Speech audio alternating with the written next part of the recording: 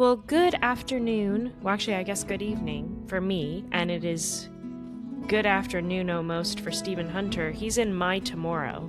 I always love saying that, but it's incredible how time zones work, and he's in Australia right now, and he's already lived today. No idea how that works, but it does. And it was such a gift because Stephen Hunter played Bombur on the Hobbit trilogy. For those of you who've watched the Hobbit with Martin Freeman and Richard Armitage, um and I always loved just the humor he would bring. And the Hobbit is, especially the way Peter Jackson did it, there was definitely a very dark streak to it, because this is when the ring is entering and things are starting to get pretty bleak, and you're getting a glimpse of what things will look like later. And it was just really nice to have some characters that could bring some lighthearted humor to it, just to kind of make you chuckle in the midst of something hard. And on top of it, when I was researching Stephen Hunter, I came across his website, and he's an acting coach. He's also he's done TV work, he's done film. He was even in a Marvel film for Thor.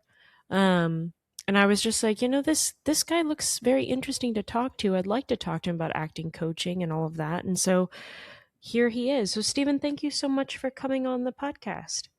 Oh, my pleasure. Thanks for asking me. Yeah, it's fantastic. I love talking about obviously going forward, and also I love talking about that experience, which was quite amazing. And I'm going to steal that phrase, like, you're living in my tomorrow. I love that.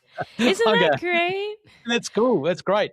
Because I'm a true believer that like all we have is right now, and what happened yesterday is inconsequential, really.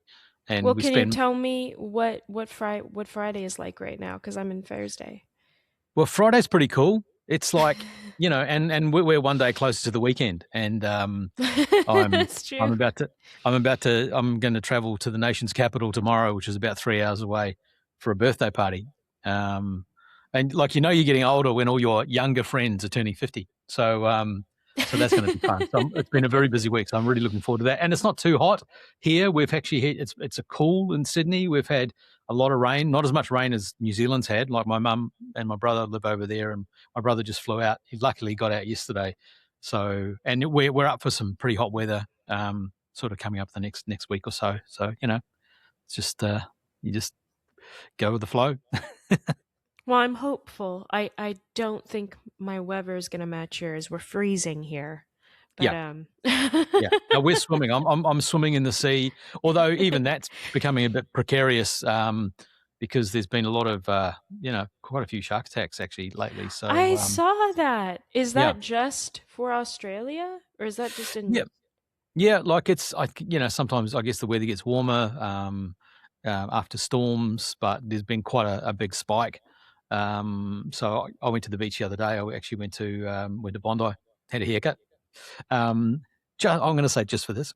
But anyway, and I went for a swim. My family's like, there's all these things. And I kind of figure up, if there's like at least half a dozen people in front of me, then I'm good, because I'm no marine biologist, but I'm pretty sure they're only one person at a time. So, but it's sad, and it's sad. There was a young boy who lost his life, and it is sad. But I guess there are other parts of the world where it is quite prevalent, and that's their home, And I guess we just have to be careful and be aware, like anything, and still be able to enjoy it. I have to be honest with you, because I did see that headline, but I am so overwhelmed by how black the world is at the moment that it didn't even hit me. It was like, oh, another bad thing that's happening.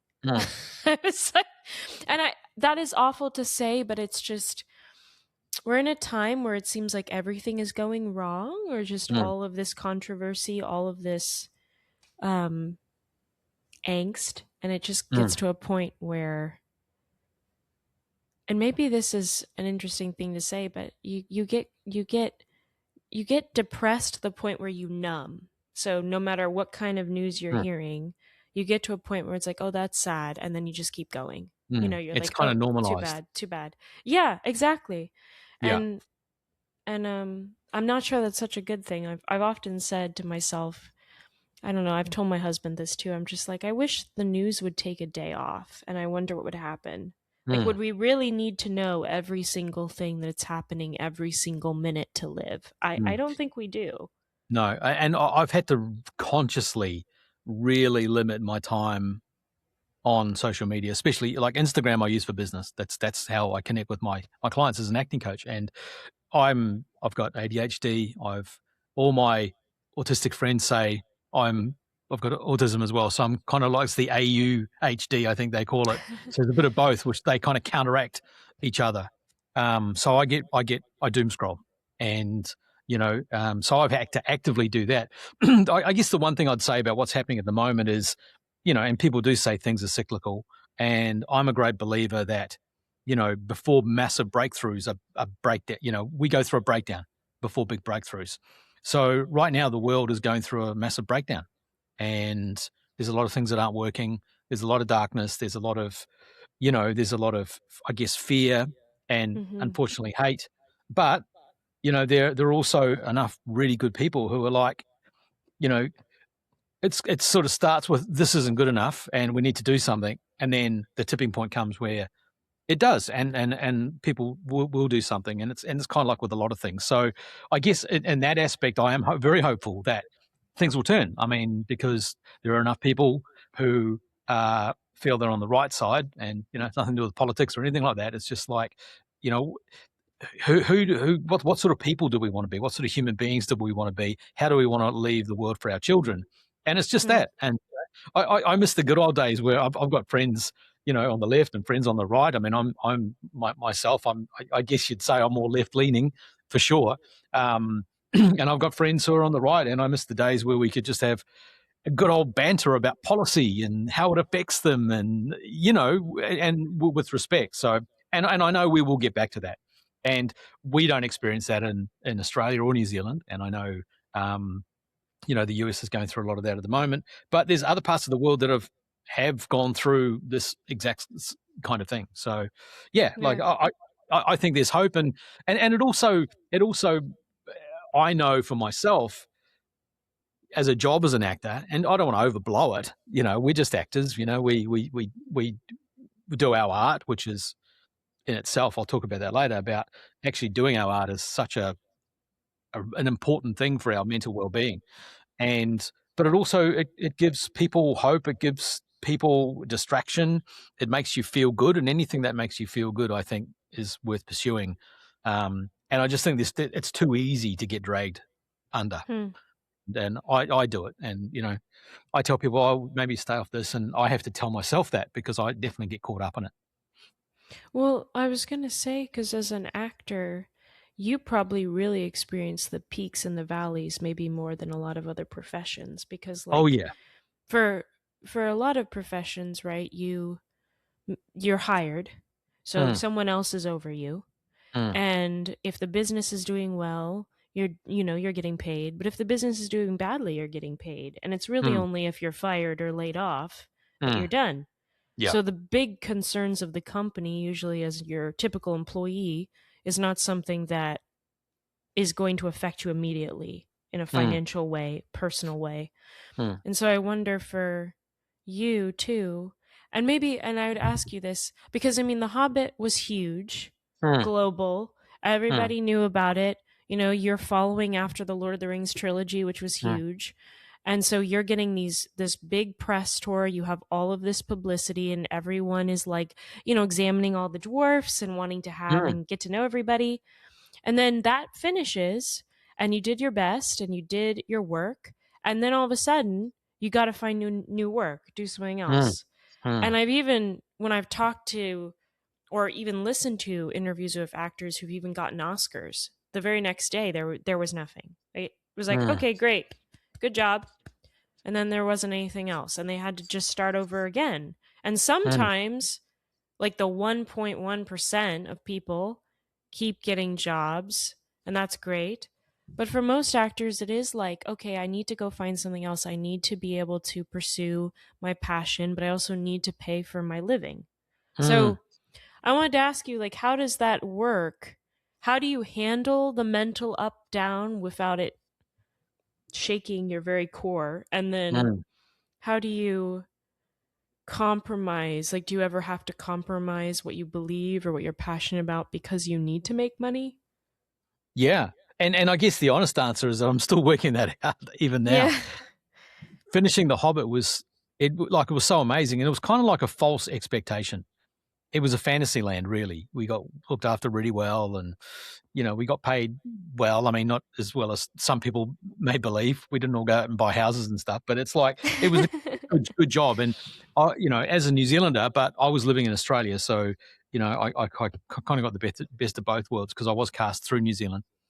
It was amazing, like an amazing experience. But when it ended, it was just like, wow, what now? Because that felt like the pinnacle.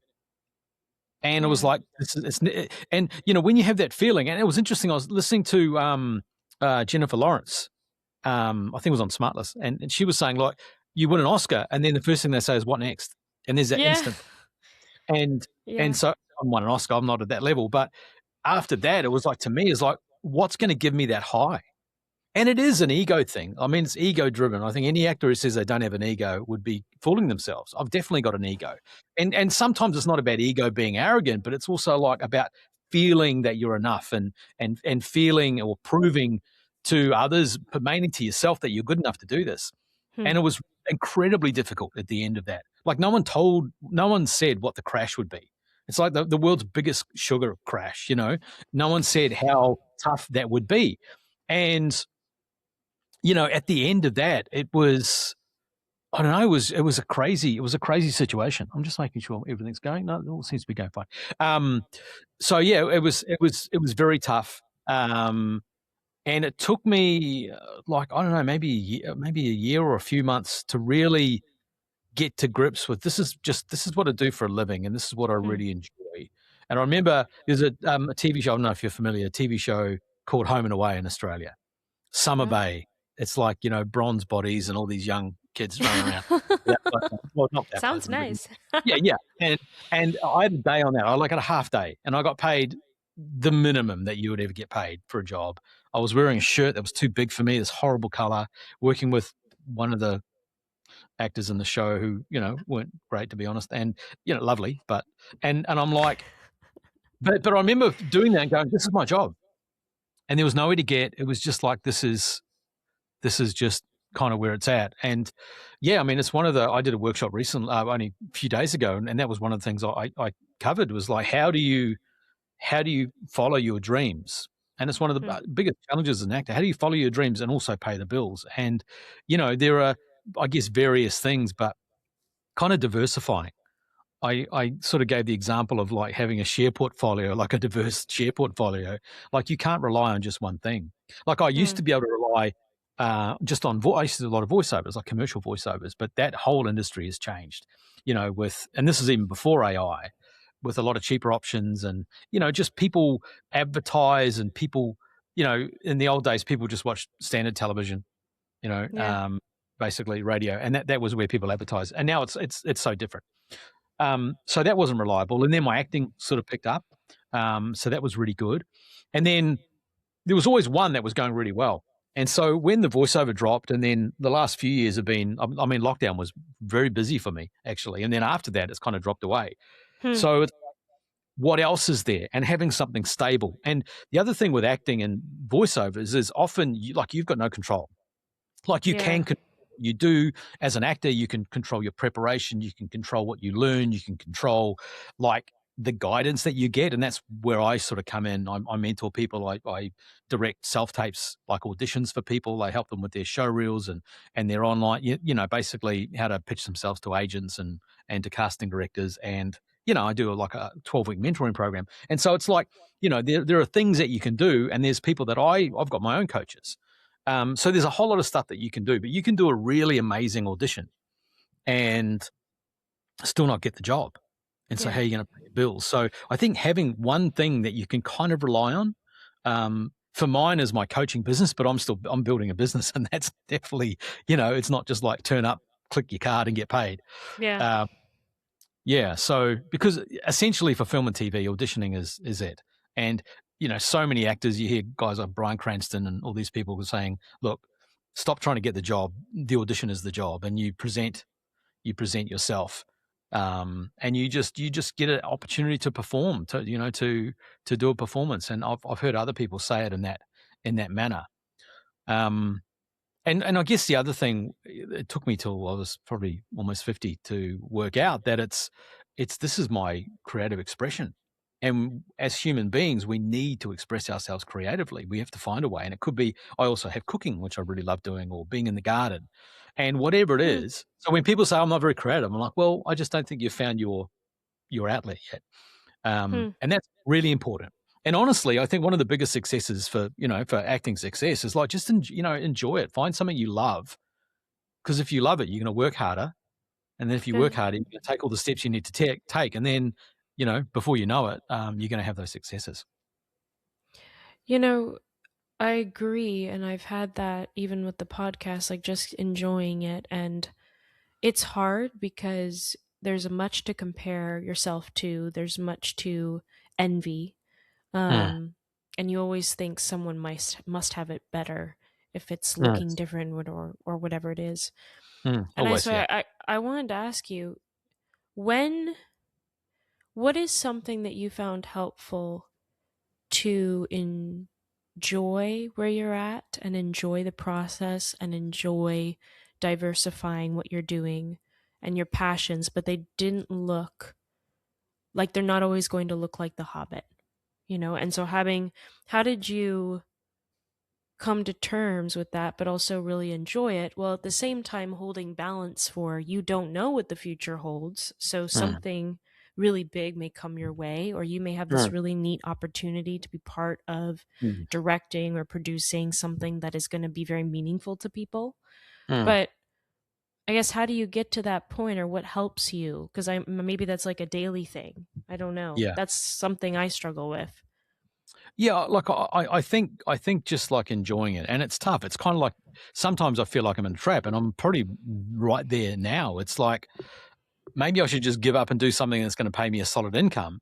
But then I've committed my whole life to training and to doing this, and it's something I Yeah. love, and I don't want to give that up. Mm. And that's tough. It's tough for the family. It's tough for, because it means if I do get a good job, I might have to go away, and that impacts things.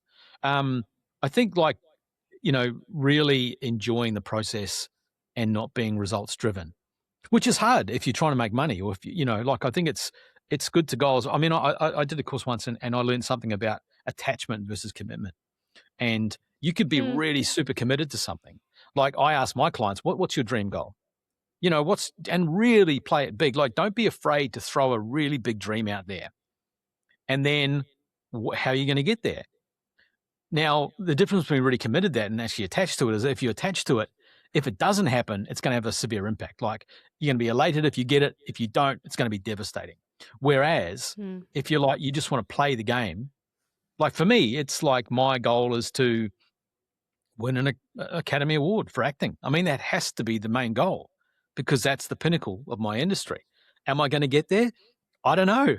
Like, maybe, probably not. But if that's the goal and I'm working towards that, man, if I get 75% of the way there or halfway there, that's going to be incredible. Like, I got nominated for a Critics' Choice Award in Australia for a Mm-hmm. film I did with Jane Seymour, which just came out of the blue. And I also auditioned for a very big project a few years ago with a director, and she was an Academy Award-winning director, and it was for one of the lead roles. And I didn't get it. In the end, I was probably a bit old um, in comparison to the other main character, who had to be older than me, and so I didn't get it. And then the person they cast got nominated for a Best Supporting Actor, and I think everyone in that cast got nominated. So like, it's Wow. not that far away. And I've recently had this cool phrase, like, you're one audition away from booking that job, Hmm. from booking that dream job. And that's kind of right. Like, you see some auditions, you do a really good tape, and if you're just the right person they're looking for, but it might take like 300 auditions to do that. And yeah, I think it's hard when you audition and you don't get something. It's hard not to treat it as a failure, as a personal failure. Yeah. But when you understand, when I understood how it worked, that you could do all that, and like every time you do an audition, It's like a job. You're presenting work to these people, and if you present work constantly, they're going to go, they were great. They were great. Not now, but they were great. Yeah. And it's hard to push through that, and it's hard to take, and my daughter's 15, and I've sort of tried to frame that to her because she's mentioned about failures, and I tell her how with my auditioning, and I don't treat it as a failure. Failure is like giving up or not even doing it in the first time, but not getting the job and, I guess for want of a better word, being rejected, which I also don't really like. That's just part of the business model of acting. That's just part of it. And, I've had, thanks for your tape. It was wonderful. It was great. And then they give the job to someone else. I recently also learned something with some other education I'm doing about gratitude. And it was a simple thing that, what if all those areas of your life where you're not grateful, if you just added being grateful to everything. And I did that, and I was like, oh, okay, yeah. So it's kind of like a fancy way of saying, look on the bright side. Like I may not have the beautiful house that I want, but hey, the house we're renting has got lots of room, and we've got great neighbors, and and I'm terrible at doing that. I don't do that enough. So that's going to be one of my things for 2026. What am I grateful of? And still keep working to those big dreams that I've got. So I don't know if that answered the question, but they're kind of little things that I do.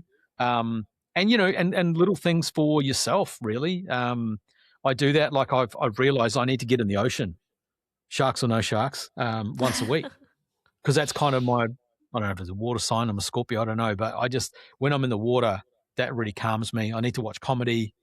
I saw this tip. It was just on the radio I'm listening to, and they were like, get up every morning, go for a walk before you look at your phone. So I've started doing that just this week, and it's like, yeah, cool, because you're suddenly looking outwards, and it's funny because all these things, when things are going really, really well, these are things that you just don't think of. Yeah, you're on a high, true. But it's the moments when things are tough, and like I'm really working hard right now. It's those moments that, okay, I just need to generate it and just keep going, pretty much. Can I ask, do you ever, like if someone was going to say, what is your identity as Stephen Hunter? If somebody takes away your name, what's the first thing that you're like, this is me? Do you think it would be acting? Or has it come to a point where you have put something else in that place? If someone was like, okay, who are you? Like, what's your identity? Yeah, that's interesting, because I think in a way, like I believe our identities can be created. I mean, we can create any identity that we want, but there's like a default identity that we see based on, you get teased at school, you have a certain identity. You're very quiet at school, or you suddenly, I'm very shy, and it's just that, maybe there was one time in your life that someone kind of cut you down when you said something, and you decided you weren't going to talk anymore. So yeah. I think identity is a really interesting thing, and I'm a massive believer. Like I can create anything, but I think, what I have learned is that people see us bigger than we see ourselves. Yeah, that's true. And I did this recent coaching thing, and I'm wanting to get clients because that's how I pay the bills, and I think it makes a difference to people. And then people, the feedback that I got from the recent one, I was like, oh wow, yeah, maybe I've got what I have to say is important to people. But I think I've always been pretty, like very friendly, loyal, whether it be life of the party or just, I love bringing fun and energy to stuff. And, I mean, you could talk for another couple of hours about what that covers up. I'm chatty, my ADHD, I'm an oversharer, all that kind of stuff. So having that recent discovery in my 50s about that was really interesting. Because it kind of made sense, being neurodiverse, a lot of my life made sense. Whereas before I was giving myself a hard time. Why am I doing that? I shouldn't do that, especially as a parent. Like I'm a bad parent. But I've now learned that I just get triggered by certain things, and that's okay. That's just part of my makeup. So, that's interesting. I was going to ask you, because I was speaking to a woman. I've actually spoken to several now, older women or just men in their, like, your age, you're not old. But they were saying that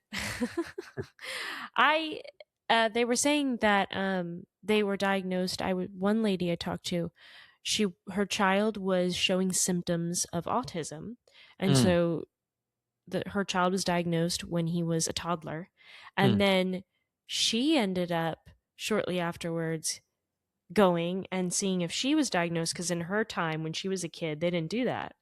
And mm, then when she was diagnosed, they said, "Oh yeah, you have autism." mm, And she said, "I have autism." And it made so much sense to her, though, because she remembers as a kid, like, why was I sick when there were bright lights around, when people were mm, really loud? And she thought something was just wrong with her. Like, she just mm, wasn't, maybe mm. she was anxious or there was a social anxiety thing. And the more and more symptoms she had, and then getting diagnosed properly, it relieved a lot of the burdens that she was putting on herself. Yeah. Um, and so I did want to ask you, like, when you said that getting diagnosis like that were helpful, like, as a parent, how do you explain that to your kid? Like, maybe with your 15-year-old, or like when they're going through something, and when you were 15, your way of going through it was very different because you didn't Yeah, have. How do I think you? it's more about understanding. And like Yeah. honestly, the biggest breakthrough came before I even saw a psychologist. Like it came just by an understanding, and it was the same way. Like you know, I've suffered with like epilepsy, and I take medication for epilepsy, and there's a very strong link between epilepsy and ADHD Hmm. as well. And so I started to do some study for my daughter because she's also had trouble with suffering from epilepsy and takes medication. So, and I was doing some study about that and thinking, well, maybe that's something for her. And it was through that study that I suddenly all these things started flat, and I was like, oh my goodness, this is me. This is my whole life. Hmm. And even just knowing that, everything made sense. I really started to, instead of reacting to my daughter or her behavior, because when she was triggered, if you don't know about that, this what it is, you just think it's behavior. You think it's a Right. behavioral, Yeah. but it wasn't. It was just her condition. So I really understood her. My partner understood me. So she wasn't reacting to me because she understood. And so there was this whole level of understanding. And this was before, I had any tests or anything. Um, and the other thing, that I guess people are often misinformed is that this is like a sickness or it's something you you catch, or it's just like how our brains are wired, and there's nothing wrong, and there's no, it's I guess it's a condition in a way, but it's not like a sickness thing. Nothing's going to cause it. It's just we're all kind of wired, and a lot of people are kind of wired in that way. I don't Yeah. understand that.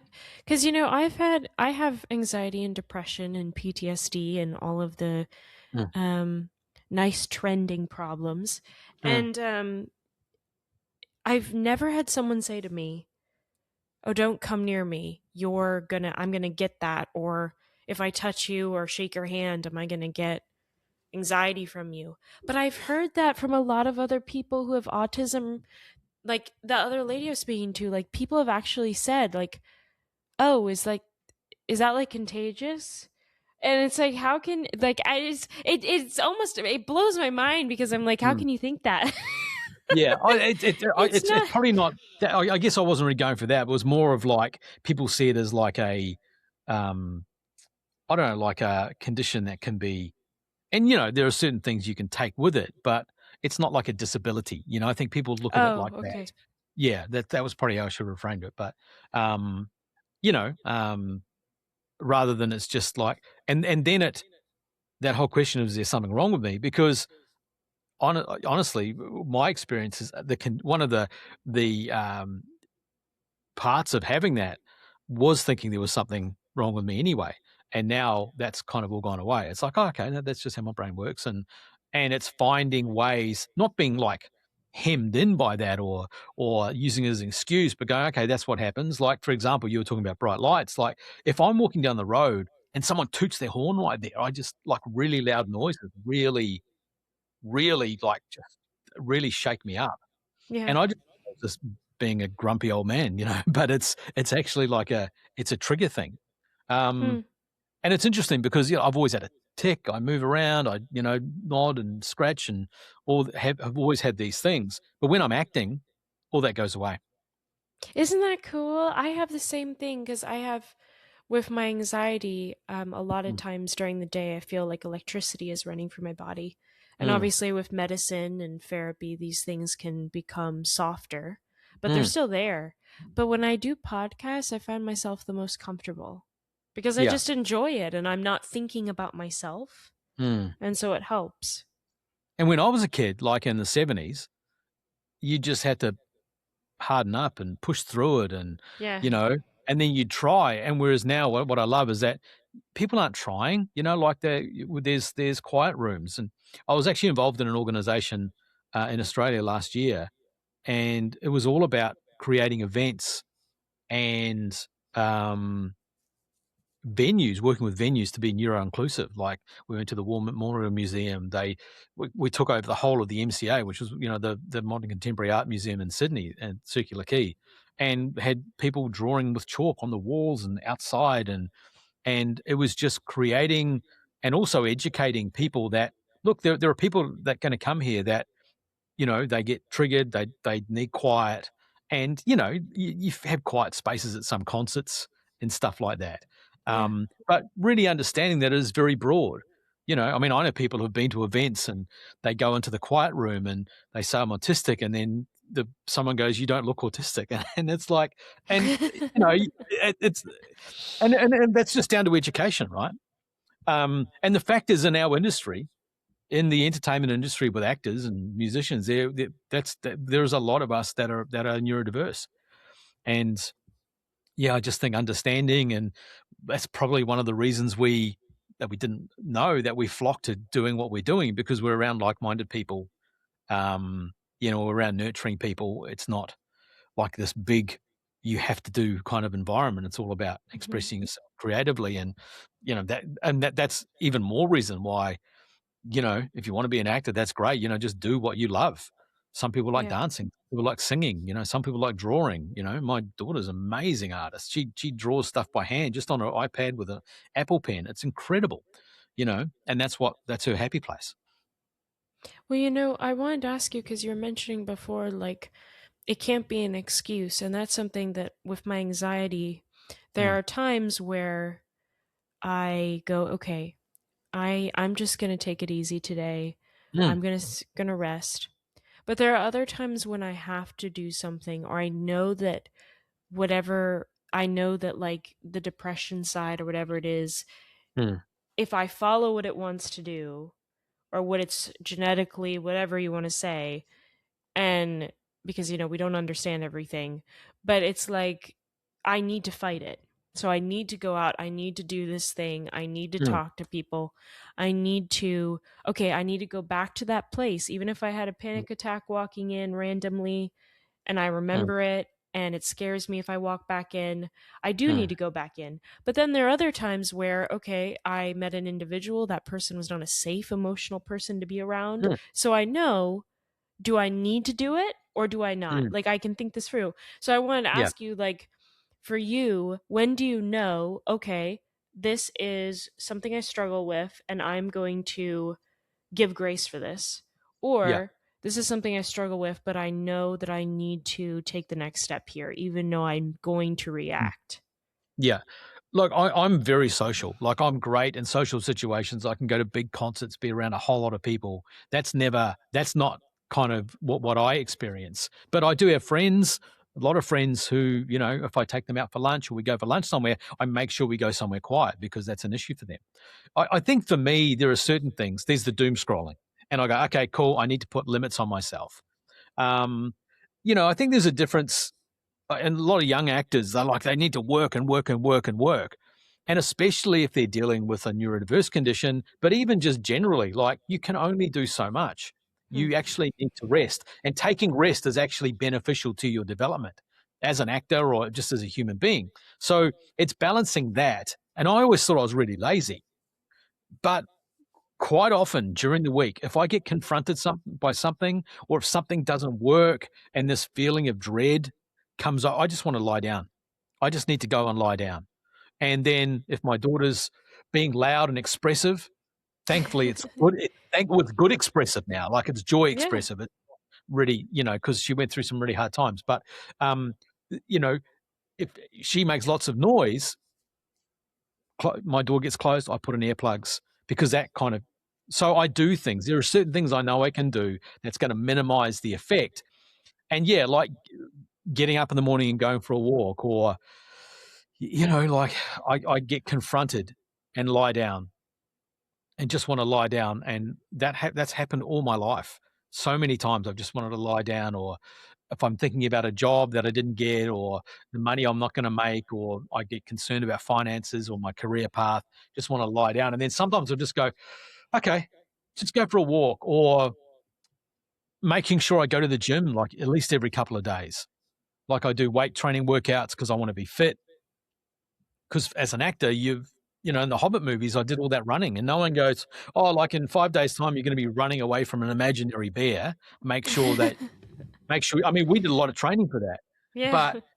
but it was kind of like, okay, I need to be prepared. So I stay fit. I do a lot of swimming, which is great because I love the water. I feel so relaxed in the water. It's kind of my yoga. And we've got a sauna for normal people. Uh, My grandfather was from Finland, so they say sauna. And I make sure I get in that at least like 2 or 3 times, a week. And I know if I do that and if I exercise that'll break me out of it. It doesn't take it away, but I need to do the work. I need to do the work to make the money to pay the bills, to feed the family, and to put a roof over our head. And I have responsibilities at home, caring for my daughter as well, and for the family. And if I'm in that mode, if I was living by myself and I don't really drink anymore, but that would be how I do it. And that's why I was pretty alcoholic, I think, for a long time, because that was what numbed it for me. That's what kind of made me yeah. kind of feel better.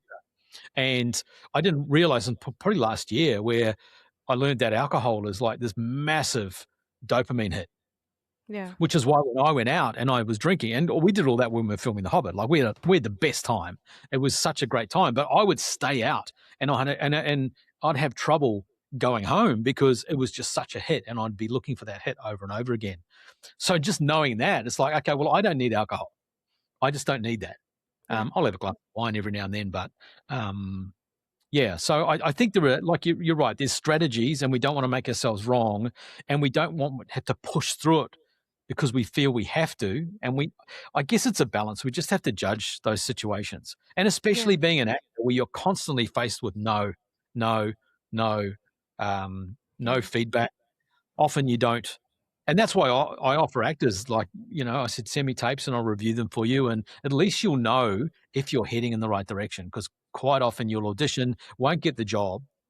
And as humans, right, if something happens and we get like turned down, or we get what we feel like a rejection, if people don't specifically tell us, oh, look, it was great, but for whatever reasons, what do we do? Well, we just make it up. And usually Yeah. we make up the worst case Yeah. scenario. And Yeah. that kind of makes it even worse. I mean, who'd be an actor, honestly? It's, but I love doing it, and I love teaching, and I teach teens on a Saturday as well. We start again, not tomorrow, but next week. And I get a lot out of that. And again, when I'm doing that, I'm just like in the zone. Anything that's going on for me, anything that's, a concern or on my mind, usually goes away when I'm in those moments, acting or teaching. So I guess that's the other reason why I like doing it. Yeah, I mean, when I watch films, because I'm not an actor or an actress or anything, but when I see what you guys get to do and like the opportunities you have to express aspects of humanity that everyone resonates with, I mean, that's Mm. very special. And so you almost get to feel Mm. in other people's shoes without changing who you are as a person. And I think that is really cool. Yeah, and the other thing I get to do is I do fan conventions, and I've only done one in the States. I did Dragon Con in Atlanta a few years ago, which was just crazy. It was so great. They flew us to Germany like 4 years in a row or 3 years in a row to do a special Hobbit one called Hobbit Con, and we'd do autographs and photos, and then they'd want us to do stuff on stage, which was fun, and just hang out with all our mates. And I do one Supernova in Australia. So I go there most times because I'm a patron of this charity that provides like respite care for families with sick kids, or, it could be for the carers, or, there's a whole lot of, so I'm sort of involved with that, which feels really great. But just meeting the fans, it feels great for me. And it's a way of, I don't want to overstate my importance, but people love the world, right? They love the world of the Hobbit. I'm like this custodian of this character. And Yeah. so, and I know people that don't want to do conventions, and like, oh, I don't know. I go, look, if that's the way you feel, please don't do it, because people are coming up to you excited to see you. I mean, you could be working at a takeaway joint and people arguing and throwing food at you, these people are excited to see you. They'll probably pay you money for like photos and stuff like that. But so I really love that. And that's a great part, because not only do I kind of get to, the vibe is so exciting, and I get to meet other actors. It's probably one of the only times, if I'm not doing an acting job currently, I get to hang out with other actors. And the other thing it does, it brings me back into that world, that experience that I had. I tell stories, and it's all just there. So, I guess, sure, I make not a lot of money, but it's kind of part of my income. But it's also like a really, I don't know, it's a very fulfilling thing to do, and I get to, I don't know, like it may sound a bit over important, but I always tell people, look, just basically don't be a dick. Like that's the number one rule. Just and if you can, try and make someone's day. Like it doesn't take much. And I don't have massive lines. You get people there that they were just like signing nonstop. But actually, I think Jamie Campbell Bower from Stranger Things is going to be the next one. So hopefully I'll get to meet him. Oh, wow. Yeah. So, he'll have massive lines, whereas I just have dribs and drabs. So I can kind of spend time and talk to people. And I'm actually finding, interestingly enough, because like maybe about 3 or 4 years ago, we did lots of conventions, especially when it first came out. It was really busy. And when we're going to Germany and States and that. And then, I don't know, about 3 or 4 years ago, I was like, I don't think anyone cares anymore. It's like time has passed. They've moved on. They're into They're into so much other stuff. But then I kept going. I thought, I'll keep going. And I found that all these kids whose parents played the Hobbit movies when they were younger were now coming back as young adults. Yeah. And so it's kind of like there's another wave coming through, which I've noticed, which is great, because if I'm going to be away from my family for the weekend, it's kind of got to be worth it. I'm not going to make a fortune, but kind of going to be worth, like a day's pay, basically. So yeah, that's pretty cool. I do, and just thinking about that now, that is something for my well-being, because I'm a social person. I love traveling. I need to get out of the house. And yeah, that kind of stuff feels really good. It doesn't feel like a chore.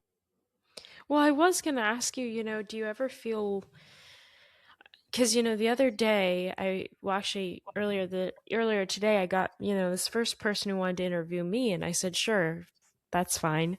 And I came into it, and it was like I had never been interviewed before. I'm always the one asking the questions, and sometimes you get a question you're not expecting, and then you're kind of like, ooh, how do I answer? And then the next thing you think is, okay, there's the answer I could give that would be like, if my dad was, or my dad, my mom, someone I really knew, what kind of answer I would give.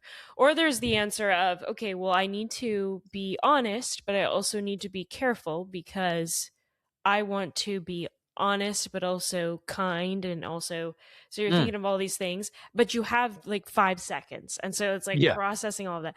So I want to ask you, like, for a convention, I can only imagine, even if you're not getting as many people as you're mentioning with Jamie, still you're going to get people come up, and then they might ask you a random question you had no idea that was going to come out. And what do? Do you just have, like, is that hard for you? Because for me, that was stressful, and I was just doing a small thing, and I was like, oh my gosh, like, can you come back in 10 minutes? Like, Look, I'm a talker. I had a career. I started in radio when I was 18, and I was doing stage shows from the age of 10. So I'm a talker. I'm an oversharer. I love talking about all kinds of things.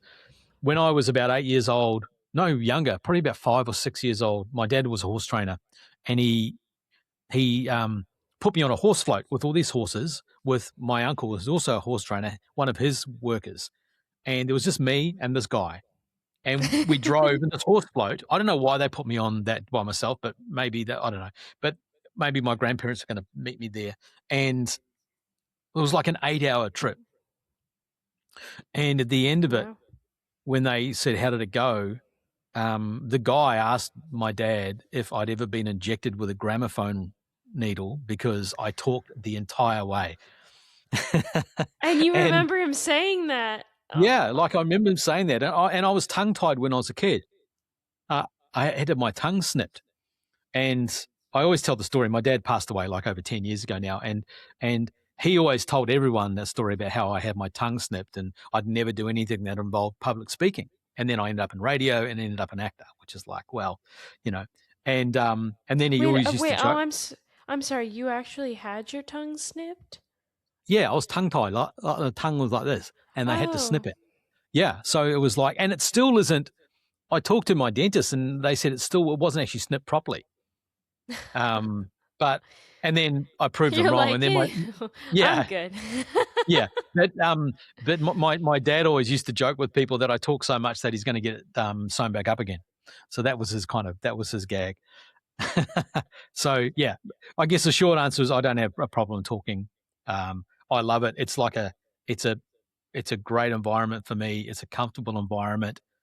I was always the class clown at school. That was probably a survival mechanism, but I love it. That's why I love going to parties because I just love being on, and that's why friends who are stand-up comedians go, "You should do stand-up," but I'm just too chicken. I'm like, no, I just want to hide behind a character.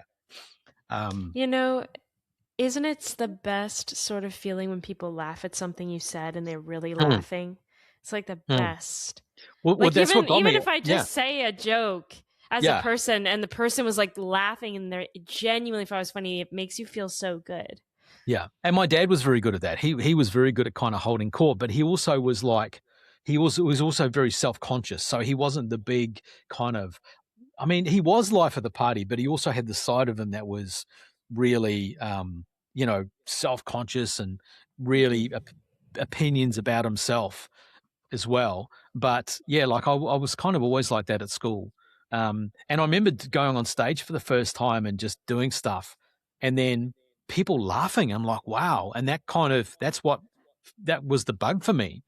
And then I found out I kind of got accepted. I found my tribe. It was a great, I don't know what it was, but it was just a feeling of being on stage. I was so comfortable.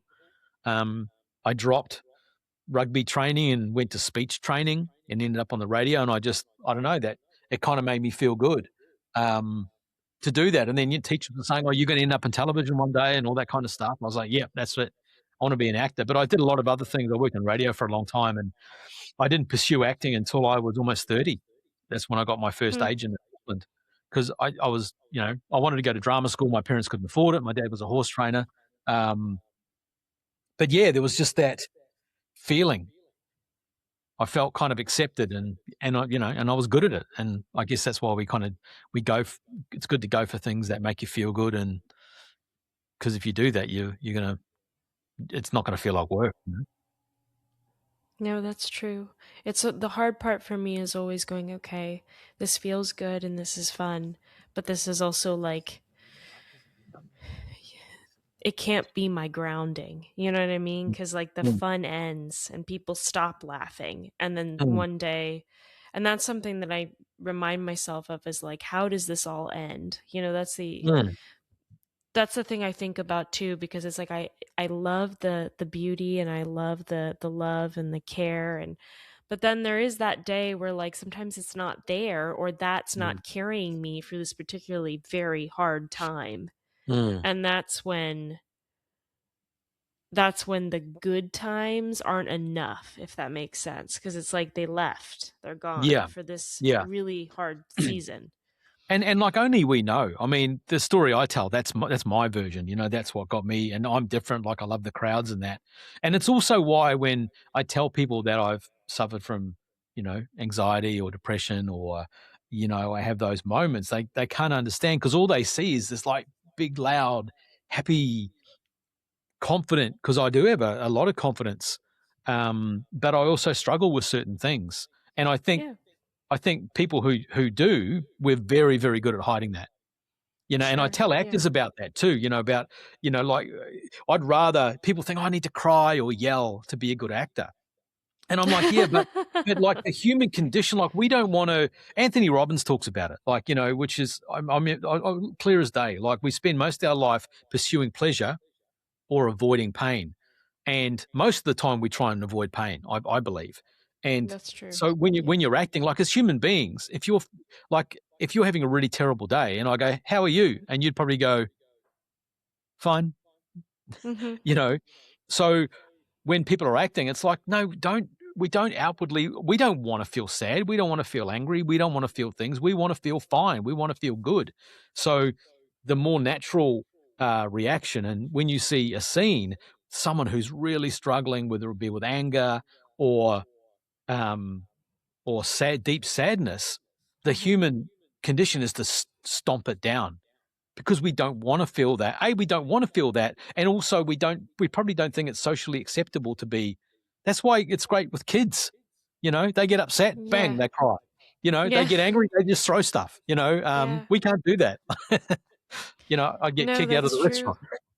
Well, I was interviewing a singer, an overtone singer, and which is where you like sing two notes at the same time. Mm, And she was telling me that babies when they cry use their mm, entire body to grieve, which is mm, why they're able to grieve so long mm, because their body is completely immersed in it and they can keep the energy going.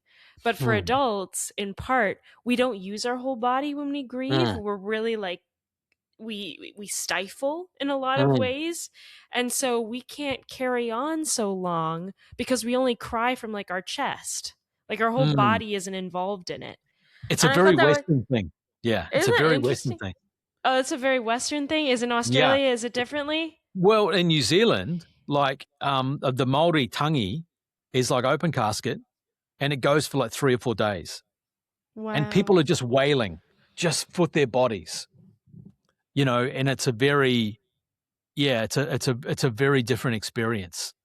They just kind of let it go, and like I know that they're not alone. There's other cultures in the world that they just let it all out.